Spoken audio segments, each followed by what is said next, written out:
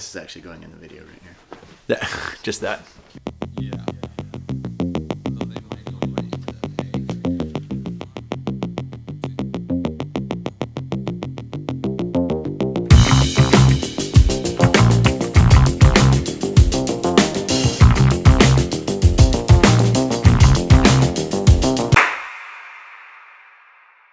Hey y'all, Mike Rogel here with Organizational Behavior. This is lecture and conversation 3. And this is focused. We're going to stay in the idea of outcomes, or the section of outcomes. We've already talked about job performance, and now we're going to talk about a different outcome, which is organizational commitment. And what would I say here? Well, it's the desire for people to stay as a member of our organization. That's the definition of organizational commitment. And we're going to kick off our conversation with James Avey, just talking a little bit about how the context of organizational commitment has changed. Certainly the expectations of employees and employers have changed over the last few years. We're always living in a changing world, I guess, but never more than following the impacts of COVID on this topic, which is organizational commitment. It's pretty weird. Yeah. Super weird. So what do you think have been some of the changing dynamics? Just introducing this topic of organizational commitment. What have been some of the changing dynamics between the relationship between an organization and an employee over the last few years? So let's talk about COVID particularly, and then we can go anywhere. But one of the things I think of COVID is that we know from social psychology that humans thrive in community. And we used to everyone had like an implicit theory of what that meant. That's friendship, that's barbecues, that's weekends, it's camping together. It's humans and other humans that have a natural affinity toward each other for whatever reason. That's why we're doing this. Right? Common values, whatever it is. And then when COVID happened, at least in this state, right, a lot of people went home. Some people had the skills to create community digitally. Yeah. Some people just had community anyway. And a lot of people increase loneliness. Right? A lot of these studies we see about loneliness increasing. When that happens, if you spend 8-10 hours a day at work, you just lost all that, right? You just lost that human interaction. So now your job is a transaction. I get paid per job. I get paid per hour. And if somebody else comes along with a better offer where I get to work from home or whatever it is, I'm going to jump to that one. And it's hammered commitment. Because it's a structural change, right? I think we feel about our jobs differently. James did a great job at painting the picture of the fact that we live in a changing, very dynamically changing world when it comes to the relationship between employers and employees. And why that's important, why organizational commitment is important, is because there is a high likelihood that if I have a strong desire to stay at an organization, there's a higher likelihood that I'm going to give discretional effort. And if I give discretional effort to maximize the utilization of my ability, the human capital that I have, I'm more likely to increase performance of the organization, right? So if I'm committed and I have a desire to stay here, I'm more likely to give discretional effort above and beyond. If I'm not committed, I'm less likely to give discretional effort, and I'm more likely to potentially withdraw or have withdrawal behaviors. I may actually start to avoid work. The minimum things that I need to do, I may start to avoid those things and withdraw. Either one tends to obviously decrease performance of our organization. Remember, we have jobs that we've designed, and we need people to perform work, effort that is directed towards a desired outcome within those jobs. And that work, if it's done well, it is good performance, right? We have what people do, their behaviors. Hopefully, they're giving discretional effort that maximizes the utilization of the human capital to perform. And if we're not getting discretional effort, that will decrease performance. And if we're getting withdrawal behaviors, we're not even meeting the minimum requirements of our jobs. The last thing is that we invest a lot of time and energy into attracting, engaging, and retaining high-quality employees. Some organizations, they actually thrive on higher what's called turnover, people leaving the organization. Like McDonald's, they have over 100% turnover. But in organizations like ones that I've served in, we needed that human capital. We needed those people within the organization to stick around because there was a high cost of recruitment and there was a high investment into acclimatizing those people to those jobs. And there was a lot of training, and we needed to keep those people around. And if we had low organizational commitment, it might lead to their turnover or them leaving the organization, which is a lot of cost and other types of things that are associated with employees leaving. We can have downturn in production cycles. All those things can occur if we have high turnover. Now let's go into some more detail about what impacts organizational commitment, or what can impact organizational commitment. And let's move into this idea of a psychological contract. These are things that are not written down that are expected of each other, like policies and practices, but these are unwritten expectations that employees have of employers and employers have of employees. James is going to go into some great detail on this. Psychological contract, right? It's just shifted. Explain the psychological contract for those who aren't HR majors in here. Sure. So when my grandfather was on the USS Maryland in Pearl Harbor, that's his age frame, classic. What do they call it? There's some name for that generation. Came out of there. Generation? By that one, yeah. Came out of there. He went to work for Shell oil refinery in Anacortes and retired there 42 years later. Like, that's what you do. You just you find a job, and they're going to train you, and they're going to pay you fairly, and they're going to treat you decently, and you just don't leave, right? You just get up and go, and then after however many years, they'll give you a gold watch and a pension, and you go fishing, and then you die. He expected that of them. They expected that of him. It was understood. Yeah. That's how you treat employees, and this is how you treat your employer. Right. So if there's a time aspect. So I've been at Central since 2007, right? So a couple of years ago, I got really irritated about some things, which on your job that long, it's like any relationship. Right. If I'd have been that irritated 2 weeks after I'm hired, I'm out. Right. But you're there 10, 12 years. It's called job embeddedness. Like you're in your friendships, and there's things you enjoy, and now it's like, yeah, I'm upset, but I'm not gonna quit upset. Right. So that kind of psychological contract has shifted to a greater degree of what's in it for me and how do I minimize risk. Right. And I'm not saying that's good or that's bad. It's just kind of how it shifted. So if a company hires you on, there's an expectation that if you're late the first day because you didn't anticipate traffic on the way to work, they're probably not going to fire you, right? Yeah, maybe. In theory, that's reasonable. But if you're late every day for 3 weeks, you're going to get fired. Probably, yeah. Right. So there's no guarantee anywhere that they're not going to fire you, and there's no guarantee anywhere, if they are. So it's just what you do. So it's largely driven by social norms. Right. It's not driven mainly by employment contracts. And through COVID, social norms have Shifted. Yeah. So how so? Yeah. For those that had a type of job. 1 second. Go ahead. Going back to psychological contract. Yeah. It's the unwritten expectations that we have of each other. Yeah. It's not in policy. Yeah. It's just in general human social expectations of, I expect this from you, company. You expect this from me. And we try to honor that contract to create a good relationship to make sure we get our desired outcomes. Right. Yeah. Why'd you put your hand up? It's like it's built in, right? We just know it. We just do it. But if someone doesn't follow I through, have one response to that. if someone doesn't follow through on what you expect them to do, then it's awkward. Totally. Right? So that's why a big idea about the psychological contract, it's one thing to know that it exists, and as a manager, and an employee, but especially as a manager, make it explicit. Like, what are your expectations of us? Yeah. Like, what's your expectations? Because here's the stereotype. Which is hard to do without making promises. Right. Oh, my word. Then implied contracts, Yeah.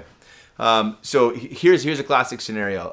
Somebody gets hired, and they say, what can I expect in terms of career progression? Exactly. And the person, biggest one. Yeah. Like, I want to know, do I have a future here? Is there growth here? And I'm kind of annoyed as the manager, because I'm like, you just got here. You haven't done anything yet, and you're asking about a promotion. But whatever. I'll try to be understanding. I get it. Then I'll say, well, in this job, if people do good in this job, not everybody, but almost everybody has been promoted within about 6 to 8 months. Okay. Well, 6 to 8 months later, the person has good performance evaluations and they're not promoted. Why? Well, because our budget went down. We have some supply chain issues. Yeah. Well, you told me I'd get a promotion. Yeah. No, I didn't. Well, I didn't mean it like that. Well, you said it. So Right. the more you can make it explicit without making any promises. Is And just helpful. FYI, when he took his hand back, I was a little perturbed. So imagine that you don't get an advancement. But that's what you do. It's what we That's what you agreed to. Yeah, exactly. So that's that unwritten expectation that we have of each other. So if you are actually overtly creating expectations of employees, you better do it on things that you know that you can follow through with certain level of reliability. Yeah. Otherwise, you tend to tick people off, satisfaction decreases, engagement decreases.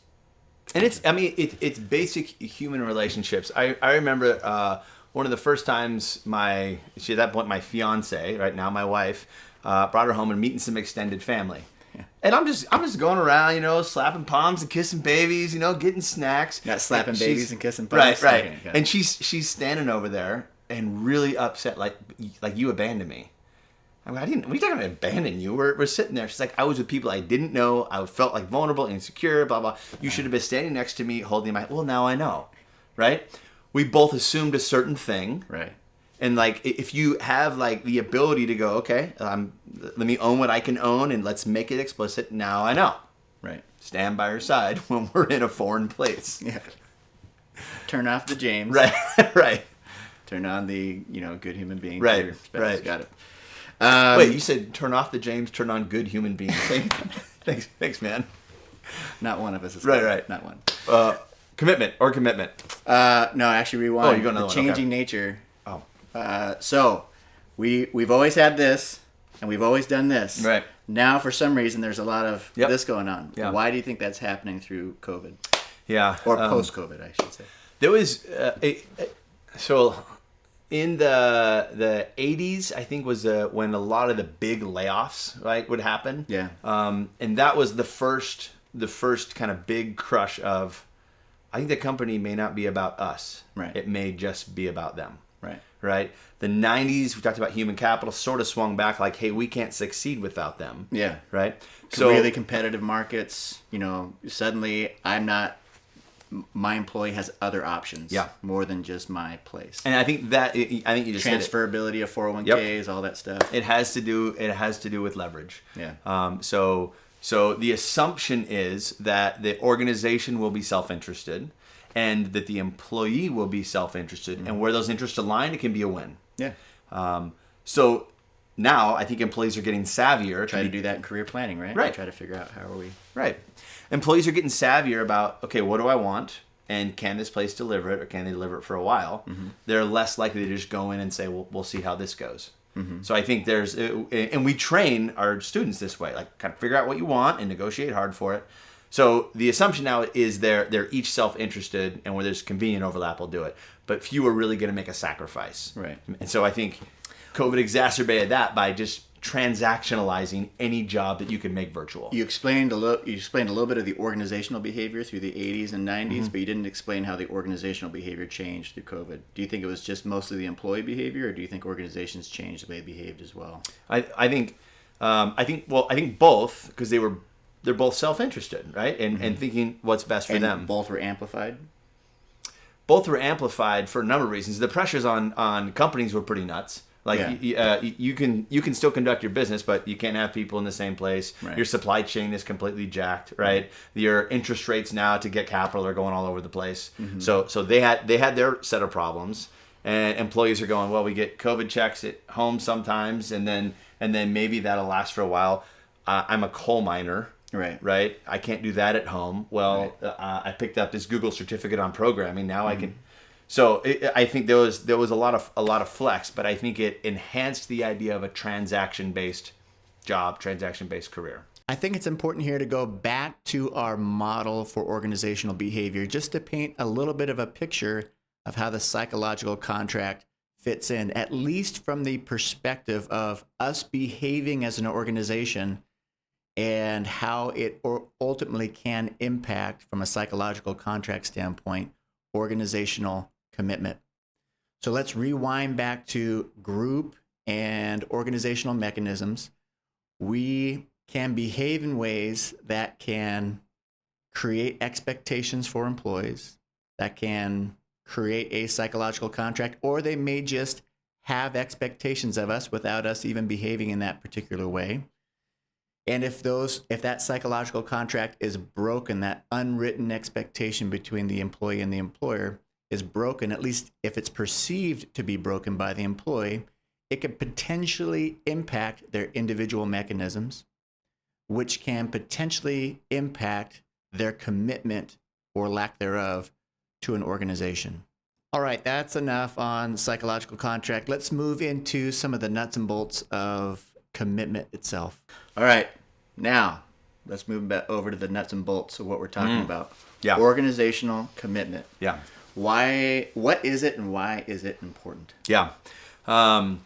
If I spend a lot of time and money making somebody a really good performer on their job, giving them all the tools, training, support, everything, and then they leave, I just lost a lot of time and money. For sure. Right. So there's the turnover cost, to start with.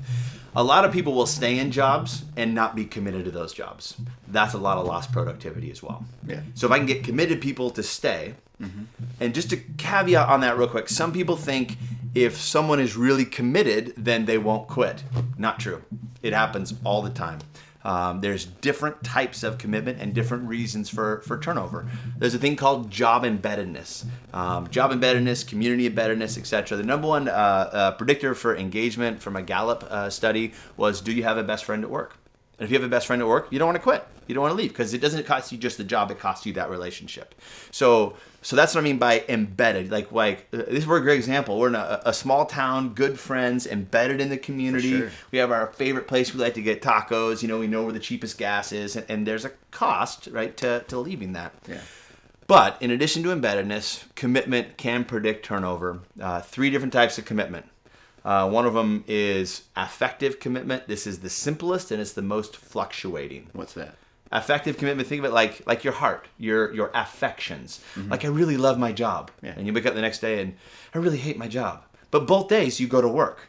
Right. Because, sometimes it's not just satisfaction, it's a desire, it's a commitment to my company, and it's infused in that is commitment to my manager, commitment to my colleagues, commitment to my job. I'm loyal to my customers, manager. Right. I'm loyal to my customers. Right. Like if I did this, so James and I, pretty good buddies, right? Yes. Please say yes.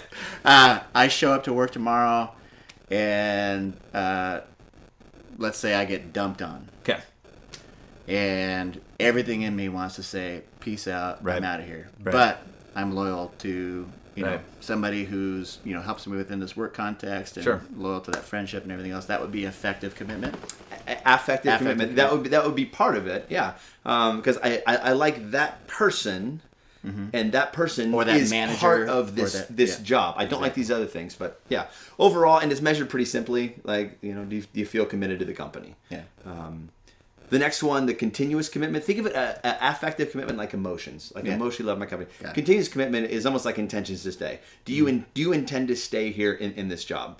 So see the difference. There might be days where you absolutely loathe your job and you're not committed to your company, you're not committed to anybody, but you're not going to leave. Why? Well, because you're getting some medical treatments and there's really Right. good medical benefits. Yeah. Right. So I intend to stay here is different than I feel like I want to stay here. Right. Ellensburg's a great example. There's a lot of Very people much. who stay at companies because there's no secondary job Yep. market. Yeah. The cost of me leaving I'd have to earn X amount less. Yep. So I stick around. Yep. And it sometimes has people who probably shouldn't stick around. Right. Stick around in jobs. That's the because bad of those consequences. things. Yeah. So So when we went over to Nebraska for the PhD program, my wife started working at Starbucks, and she got promoted. She's amazing, and she's kind of helping run the store there in Lincoln, Nebraska, on 12th and P Street. If you get a chance to go, actually, if you get a chance to go to Nebraska, go ahead and pass on that. You can go somewhere else. But great university. So at the end of my time there, I finished the PhD, and we're coming back home to Washington. Well, she loved her job. And she was really good at her job. She loved the people. She's very committed in her heart. affective was there. Affective, and said, well, I'm bye. See you later. Now I'm going back to Washington because I'm committed more to my husband Yeah. and this phase of our life than I am to this job. So Right. people leave jobs they love all of the time, Right. and they stay in jobs they hate all the time. So both of them are predictors. Neither of them are perfect predictors. The last one is normative, and this takes us back to what we talked about, psychological contracts, stuff like that, but Got it. changing nature of expectations. Normative is like you just don't do that. When we were graduating, this is what I was told when we were graduating, it was you stay in the first job for at least 2 years. Yeah. Like before, it just looks bad on your resume. sure. Don't do it, right? I don't know what my parents were told, but I'm imagining it wasn't 2 years. It was you're grateful to Yeah. have a job. You put your nose down, you shut up, you work hard. Yeah, my right? dad stayed at the same job his whole career and Yep. then retired there. That was my day. Wow, we might be a statistical anomaly. My dad, 33 years in the Forest Service, same thing. Yeah, that was his deal. So, and then we were a little different. We bounced around a little bit, but you're not going to on my resume. You're not going to see any 6-month stints, right? Now you see it all the time. Yeah. And to the point where we have students who are like, I just negotiated hard. I got this really cool job offer. Oh, congrats. So I accept it. Yeah, and I start in a month. And then 3 days later, they come back and be like, I negotiated hard. I got a better job offer. Right. So I'm going to say no to the one that I already said yes to, and I'm going to do this one. Yeah. You're like, and they go, do you think it's a bad idea? And I'm going, when we were graduating, it would be a bad idea. Mm-hmm. And when our parents were graduating, it would be career suicide. Mm-hmm. Now, I'm not so much. Not so much of a normative behavior. Right. So normative, it almost kicks dirt across the line of ethics. Like you just don't do that. It's the wrong thing to do, right? Yeah. So Which has changed over time. it's changed, and it's still frowned upon if you go to work for a company that has 4 weeks of training before you start your job. You do paid training for 4 weeks and then leave. Yeah. Like it's just dirty. Like I would say, don't do that. You have now burned a bridge. Right. And you ain't getting hired back for But show. but with the virtual market, there are so many more bridges. Look at that one. And all you have to do is not put it on your LinkedIn profile, and maybe somebody won't know. Yeah. So that's what I mean by it's shifted. But the normative commitment, I'll give you an example. If we are at Central for 30 years or 35 years, and let's say there's a department chair and a dean and a president and everybody, and we don't like any of them, and they're making all kinds of bad moves, and they're it's really upsetting us, whatever. We're gonna quit. After 30 years, probably not. Right. After 3 months, I'm out. After 3 years, probably. Yeah. But after 30 More years, likely. you just don't do it at that point. Yeah. That's normative. So affective, I love it in my heart. Continuance, cognitively, I calculate this, I will be staying here or I won't be staying here. Right. And then normative is social norms, ethical norms. Sure. I think most of the solutions, the products, programs that we build as managers, as HR managers, is mainly about affective commitment. We want you to love it here, and continuous commitment. We want you to calculate. It's not worth it to leave. Yeah. Hey, so for those of you who are, this is not a knock on Microsoft. It's actually they have taken some good strategies on continuance. Mm-hmm. Like, you're gonna go live in Redmond. You're gonna, you got to buy the house. You Yep. got to buy the car. And Microsoft's was the only game in town for a long Right. time. Now they're not, but you got Amazon and others that play in that sphere, Right. Facebook and all that stuff.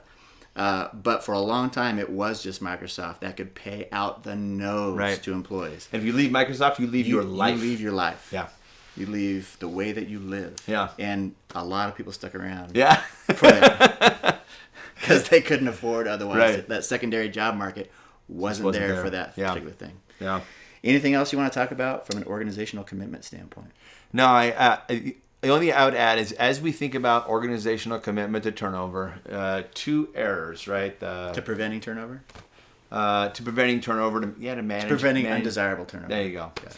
There's like the romantic fallacy and the rational fallacy, right? The romantic fallacy is every time somebody leaves, they're rejecting you, and you did something wrong. Yeah. Or when they don't leave, they stay because they love you and you've done everything right. Yeah. No. That's not how it works. People leave for all kinds of reasons.